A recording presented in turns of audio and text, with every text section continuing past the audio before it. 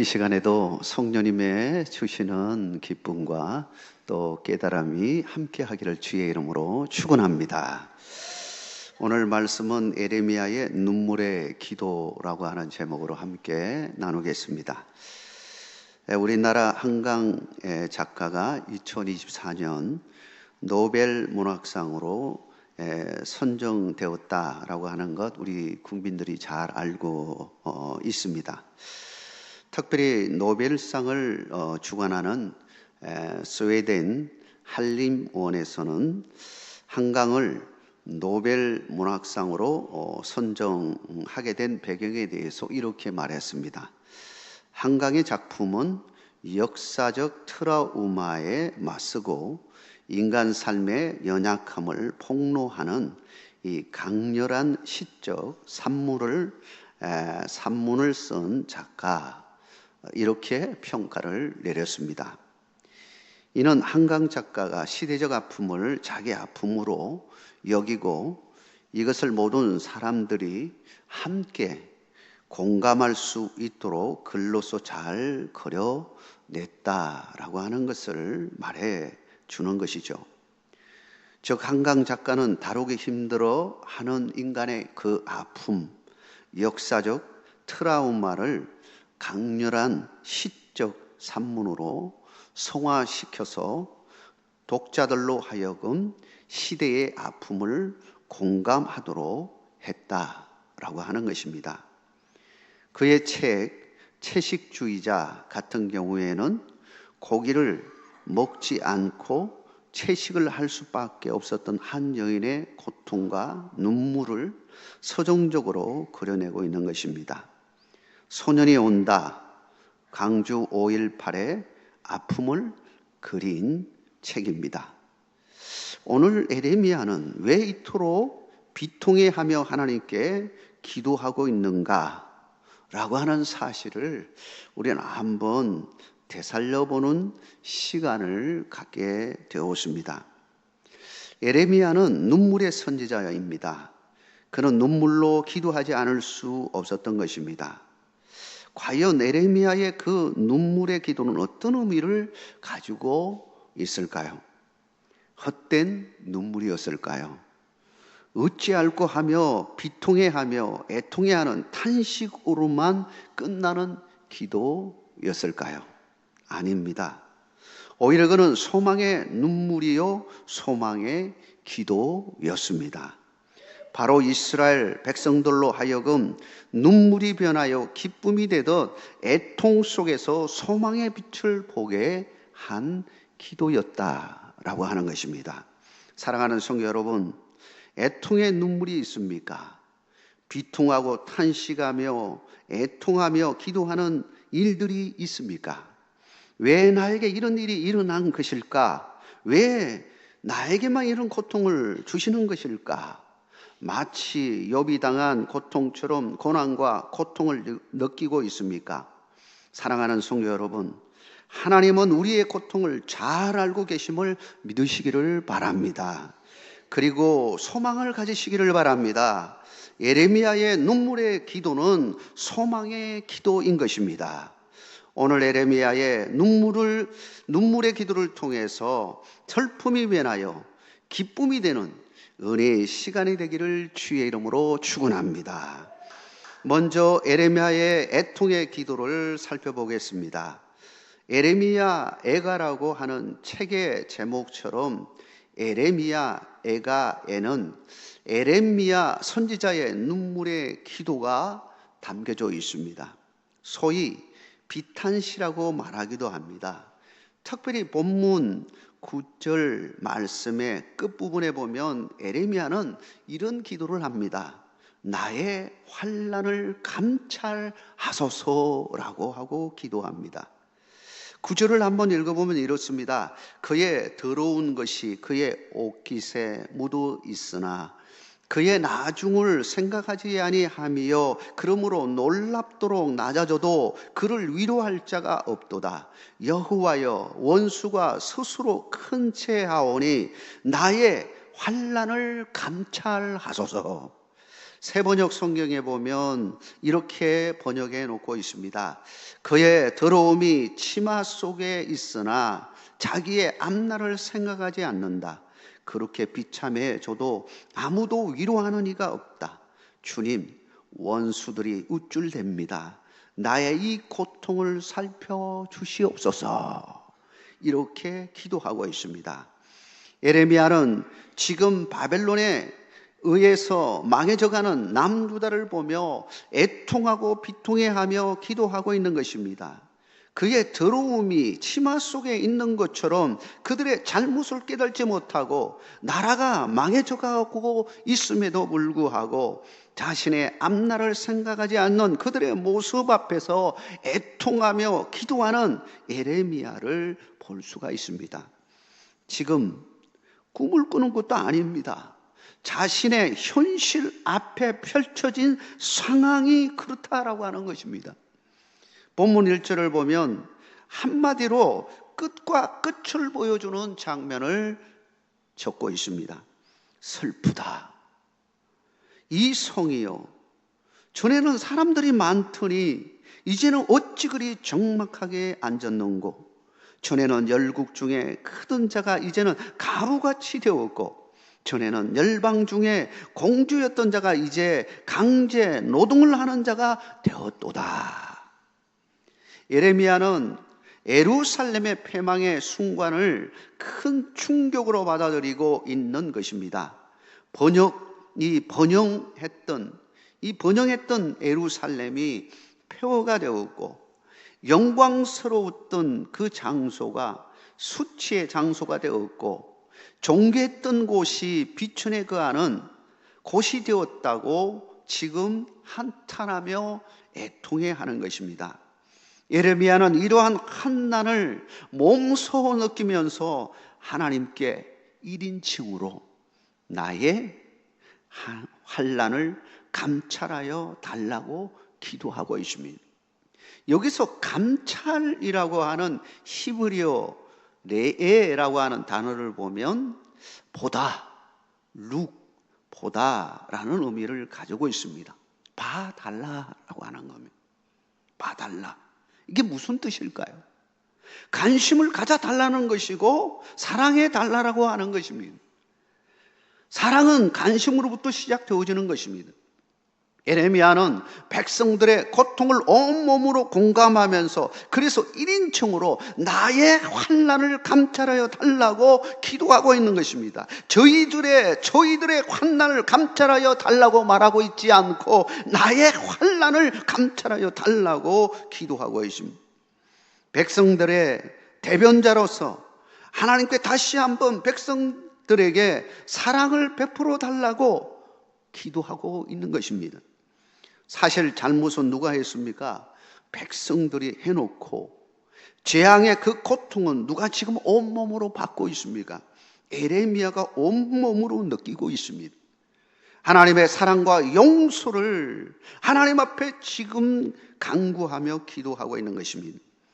예레미야로 하여금 애간장을 녹게 하는 것은 이스라엘 백성들이 예루살렘이 무너지는 환난을 당하고 있음에도 불구하고 왜 이런 환난을 당하는지 잘 모르고 있는, 그 근본적인 이유를 모르고 있는 백성들을 생각하니까 너무 고통스럽고 애간장이 녹는 겁니다.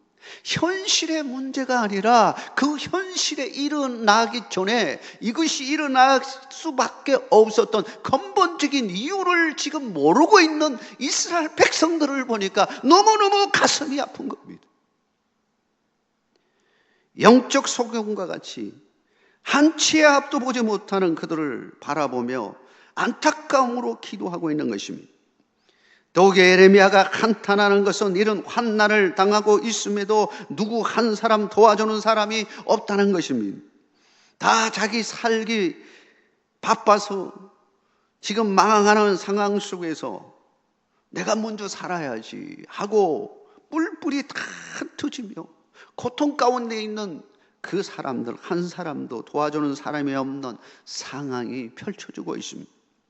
2절에 이렇게 기도하고 있습니다. 밤에는 슬피 우니 눈물이 밤에 흐름이여 사랑하던 자들 중에 그에게 위로한 자가 없고 친구들도 다 배반하여 원수들이 되었도다. 정말 괴로운 것은 환난을 당할 때 누구도 위로해 주는 자가 없다라고 하는 현실 그 자체입니다. 사랑의 반대는 무관심이라는 말이 있지 않습니까? 관심에서 벗어나는 것만큼 아픈 것이 없는 것입니다.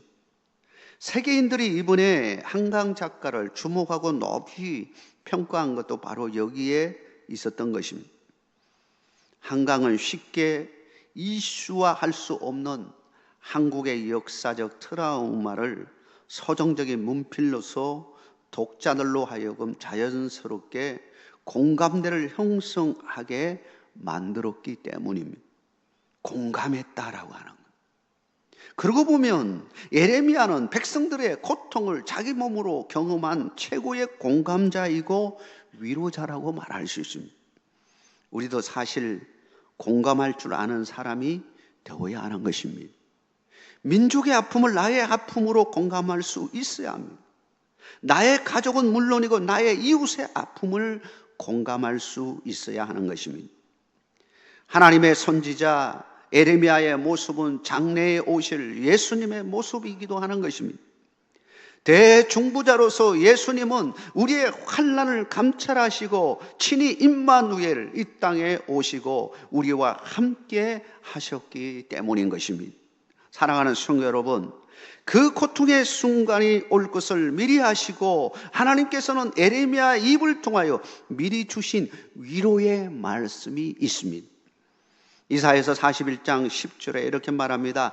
두려워하지 말라. 내가 너와 함께 함이라. 놀라지 말라. 나는 네 하나님이 됨이라. 내가 너를 굳세게 하리라. 참으로 너를 도와주리라. 참으로 나의 의로운 오른손으로 너를 붙들리라. 예수님께서도 우리에게 위로하십니다. 내가 너에게 분부한 모든 것을 가르쳐 지키게 하라. 볼지어다 내가 세상 끝날까지 너희와 항상 함께 있으리라 하시니라. 그 어떤 분보다 심지어 내 자신보다 더 잘 아시는 하나님, 예수님, 성령님, 삼위일체 하나님이 우리의 고통과 아픔을 아시고 이 시간도 위로하고 계심을 여러분 믿으시기 바랍니다. 성령님은 우리의 위로자가 되십니다. 우리의 아픔을 다 알고 계십니다. 우리의 상처와 우리의 슬픔과 우리의 고통과 애통을 누구보다도 잘 아시는 분이십니다. 그분이 우리와 함께하고 있음을 믿으시기 바랍니다. 주님의 위로가 여러분과 함께하기를 주의 이름으로 축원합니다. 두 번째로 소망의 기도, 예레미야의 소망의 기도를 한번 살펴보도록 하겠습니다. 참혹한 현실을 직시했던 예레미야는 간절한 마음으로 하나님의 긍휼을 간구하게 되어집니다. 11절의 말씀인데요.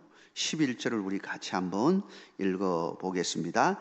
그 모든 백성이 생명을 이으려고 보물로 먹을 것들을 바꾸었더니 지금도 탄식하며 양식을 구하나이다. 나는 비쳐나오니 여호와여 나를 돌보시옵소서. 세번역 성경을 보니까요 이렇게 풀어놨습니다. 예루살렘 온 백성이 탄식하며 먹을거리를 찾습니다. 목숨을 이으려고 폐물을 주고서 먹거리를 바꿉니다. 주님, 이 비천한 신세를 살펴주십시오 라고 적고 있습니다. 지금 이스라엘이 처한 상황이 이와 같습니다. 전쟁으로 농업과 산업은 완전히 무너지고 양식을 구할 수 없게 되었습니다.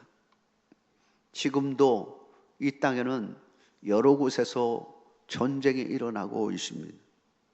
그 전쟁으로 수많은 사람들이 죽어나가고 그 아름다웠던 도시들이 파괴되어지고 경제도 농업도 자연도 무너지고 있는 그런 상황을 우리도 지금 목도하고 있습니다. 이렇게 먹을거리가 없는 상황이 펼쳐지자 집에 있던 보물들, 감춰놓았던 보물들을 다 꺼내가지고 가서 양식을 사려고 하는데 아무리 좋은 보물을 갖다 줘도 양식과 바꿀 수가 없는 겁니다. 아니, 자기도 먹을 것이 없는데 어찌 보물이 그것이 무슨 의미가 있는 겁니까? 바꾸지를 않는 거예요. 비싼 보물, 폐물을 집에 있던 것들 꺼내가지고 다 주려고 해도요, 안 되는 거예요. 저희 가정에 한 이만큼 되는 북한 돈이 있습니다. 아버지가 주신 건데요. 이 돈이 화폐가 어떤 거냐면 전쟁이 일어나기 전에 이제 북한에서 이제 막 쓰려고 화폐를 찍어낸 돈이었어요. 근데 전쟁이 나가지고 사실은 한 번도 쓰지 않은 돈이에요. 전쟁이 났는데 북한에서 이제 이쪽으로 피난을 온 분이 있어요. 제가 할아버지가 계시는 그쪽으로 피난을 오는데 할아버지 집에 잠깐 그 사람이 머물면서 주고 간 돈이에요. 아버지로부터 해가지고 저한테까지 왔는데 사실은 별로 쓸모없는 돈이죠. 화폐. 종이 화폐인데 이게 보니까 한 번도 북한에서도 쓰지 않은 돈이에요. 돈이 이게 많으면 뭐합니까? 이게 쓸모가 없는데. 전쟁이 일어나니까요. 그거 아무리 돈 많아도 자기가 썼던 그 돈 많이 가지고 있어도 사실은 의미가 없는 거예요. 폐물도 사실은 의미가 없게 됐습니다. 왜냐하면 그거 가지고 있다고 해서 그걸로 먹고 살 수 있습니까? 아닙니다. 바꿔야 되는데 바꿀 수 없는 그런 처절한 상황이 펼쳐진 겁니다. 이런 답답하고 안타까운 상황을 바라보면서 누구 한 사람도 도와주는 사람도 없는 거예요. 얼마나 힘들겠습니까? 이러한 현실 앞에서 예레미야는 하나님께 간절한 마음으로 기도합니다. 나는 비쳐나오니 여호와여 나를 돌보시옵소서. 이거는 개인적인 기도일까요? 아닙니다. 나는 1인칭으로 되어 있지만 이거는 이 1인칭으로 되어 있는 것은 그만큼 내 자신이 이러한 비천함에 처한 것을 더 뼈저리 있게 느끼게 하는 1인칭으로 지금 표현하고 있지만 사실은 모든 백성들의 그 모든 것을 다 포함해서 하나님 앞에 토로하며 기도하고 있는 것입니다. 비탄에서 소망으로 넘어가는 기도라고 말할 수 있습니다. 나는 비쳐나오니, 지금은 비쳐나온 이런 현실 앞에서 여호와여 나를 돌보시옵소서. 슬픔 속에서 한 줄기 소망의 빛을 지금 보고 있는 것입니다. 어두운 동굴일수록 바깥에 한 줄기 빛이 들어올 때 강렬하게 들어오는 것처럼, 또 그것을 굉장히 간절한 마음으로 소망하는 것처럼 우리의 신앙생활 속에서도 어두운 동굴 속에 갇혀 있는 것처럼 생각할 때가 있습니다. 도저히 헤어날 수 없는 상황, 누구 한 사람도 도와주는 사람이 없는 그런 상황일 때, 그때 우리는 더욱 한 줄기 빛이 그렇게 간절히 기다려지는 것입니다. 지금 예레미야는 이러한 백성들의 심정을 안고서 하나님께 대신 간구하고 있는 것입니다. 나는 비천하오니 여호와여 나를 돌보시옵소서. 이제 이스라엘에게 있어서 남은 유일한 소망이 무엇이라고 말하는 겁니까? 하나님의 돌보심, 하나님 외에는 희망이 없습니다. 누구도 우리를 도와줄 사람이 없는, 애굽이 도와줍니까? 아닙니다. 누가 도와줄 수 있습니까? 지도자들은 뿔뿔이 다 지금 흩어져 사라진 후이고요.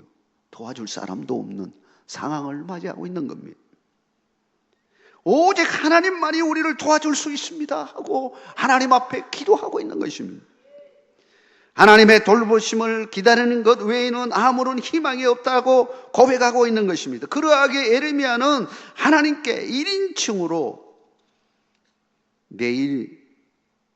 내 일처럼 하나님께 부르짖고 있는 것입니다. 나는 비천하오니 여호와여 나를 돌보시옵소서. 그가 이렇게 하나님께 기도할 수 있는 것은 무엇 때문입니까? 하나님을 철저하게 신뢰하였기 때문입니다. 비록 이스라엘의 악한 죄악으로 말미암아 지금의 이 큰 고통을 당하고 있지만, 그러나 우리를 향한 하나님의 최종적인 계획은 죄악이 아니라고 하는 사실, 누구보다도 에레미야는 잘 알고 있었기 때문입니다. 하나님께서는 이미 에레미야 29장 11절에 이렇게 말씀하셨습니다. 여호와의 말씀이니라. 너희를 향한 나의 생각을 내가 아나니 편안이요 재앙이 아니니라. 너에게 미래와 희망을 주는 것이니라 말씀하고 있는 것입니다. 사랑하는 성도 여러분, 우리를 도와주실 분은 오직 하나님 한 분 외에는 없음을 깨닫기를 바랍니다. 시편 46편 1절에 하나님은 우리의 피난처시요 힘이시니 환난 중에 만날 큰 도움이시라 말씀하고 있습니다. 우리는 그 어떤 상황에서도 우리를 향한 하나님의 사랑과 계획을 의심하지 말아야 합니다. 하나님은 우리를 사랑하시며 우리를 향한 하나님의 계획은 재앙이 아니라 희망이라고 하는 것입니다.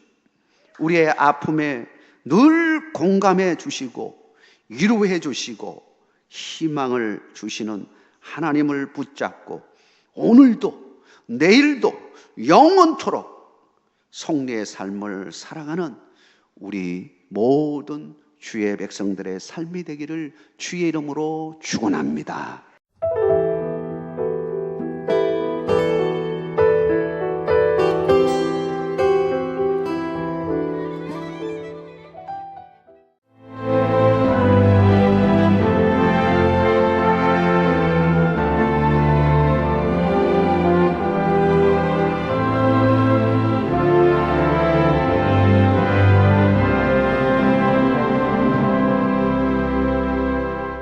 여수는 섬과 바다를 연계하는 5개만의 보전과 균형 개발을 통해 여수만 르네상스 시대를 열어가고자 합니다.